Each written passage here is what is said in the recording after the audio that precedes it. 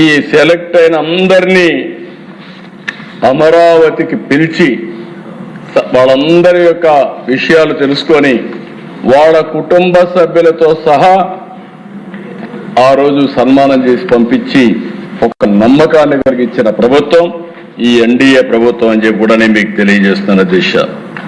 ఈ ప్రాసెస్ లో కూడా మీరు చూస్తే దిశ క్వశ్చన్ పేపర్ ఒక్క సెట్టింగ్ చెప్తున్నా.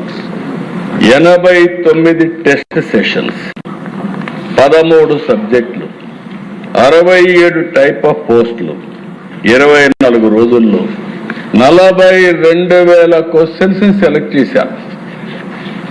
అందులో కూడా మీరు చూస్తే ఆ క్వశ్చన్ పేపర్స్ అన్ని సెలెక్ట్ చేసిన తర్వాత ఏ విధంగా పెట్టాలనో బెస్ట్ సిస్టమ్ ఎస్టాబ్లిష్ చేశారు. ప్రీ ఎగ్జామ్ కానీ, డ్యూరింగ్ ఎగ్జామ్ కానీ, పోస్ట్ ఎగ్జామ్ కానీ ఎక్కడ జీరో టాలరెన్స్ కింద, జీరో కాంప్రమైజ్ కింద ముందుకు పోయే పరిస్థితికి వచ్చారు. 154 సెంటర్లో పరీక్షలు జరిగాయి. 19 అవుట్ సైడ్ ఆంధ్రప్రదేశ్ చేసే పరిస్థితికి వచ్చారు. CBT computer based test mode లో మొత్తం కండక్ట్ చేశారు. డిక్లరేషన్ ఆఫ్ స్కోర్స్ కూడా everything online, everything is transparent అధ్యక్ష. ఇంకొక పక్కన హారిజాంటల్ వర్టికల్ రిజర్వేషన్స్ ఎంతమందికి ఇచ్చారో కూడా వర్టికల్ మొత్తం వెరిఫికేషన్ అవుట్కమ్ చూస్తే 16,291 వ్యక్తుల్ని కంప్లీట్ చేసి కన్సిడర్ చేస్తే 15,941 మంది సెలెక్షన్ అయ్యారు. 722 మంది రిజెక్ట్ అయ్యారు. దానిపైన ఆ మెరిట్స్ ప్రకారం ఇలాంటివన్నీ చేసే దిశ హారిజాంటల్ వర్టికల్ రిజర్వేషన్.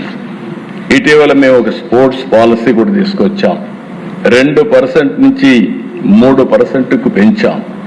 టోటల్ గా మీరు చూస్తే దిశ 1-2 కాదు, 33,830 క్వరీస్ వచ్చాయి, సందేహాలు వచ్చాయి, ఫిర్యాదులు వచ్చాయి, అన్నిటికీ ఆన్సర్ చేశారు. ఇంకొక పక్కన మీరు చూస్తే జోనల్ లెవెల్లో కూడా 3 లెవెల్లో zonal level committee, state level committee, final appellant authority ఇలాంటి అన్ని పెట్టుకొని మొత్తం అన్ని కూడా రెడ్యూస్ చేసే పరిస్థితికి వచ్చారు.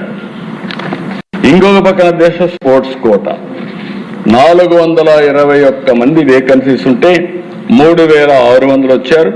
5,328 పోస్టు ప్రిఫరెన్సెస్ ఇచ్చారు. ఇందులో కూడా మీరు చూస్తే దిశ 24-29 పాలసీ తీసుకొచ్చాం. 2 నుంచి 3%కు పెంచాం. దీనికి ఒక జీవో ఇచ్చాం.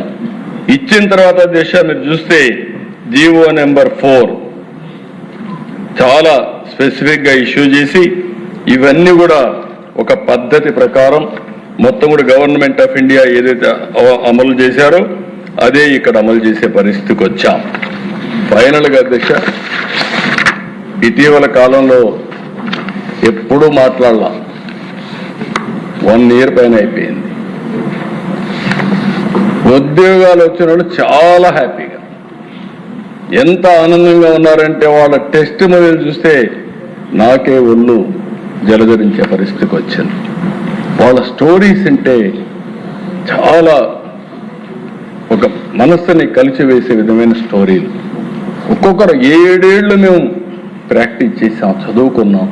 ఎవ్రీ ఇయర్ పెడతారన్నారు, పెడతారంటే మేము ఆత్రపడ్డాం. 7 ఏళ్ళు జీవితాన్ని నాశనం చేసుకున్నాం. కడాన మీరు ఏదైతే మెగా డిఎస్సి పెట్టారో అచంచలమైన విశ్వాసంతో కష్టపడ్డాం, రాత్రింబగళ్ళు కష్టపడ్డాం. మా కష్టానికి తగిన ఫలితం దక్కిందని వాళ్ళ కష్టాలు వర్ణించినప్పుడు మనసు కూడా చెల్లించిపోయే పరిస్థితికి వచ్చింది.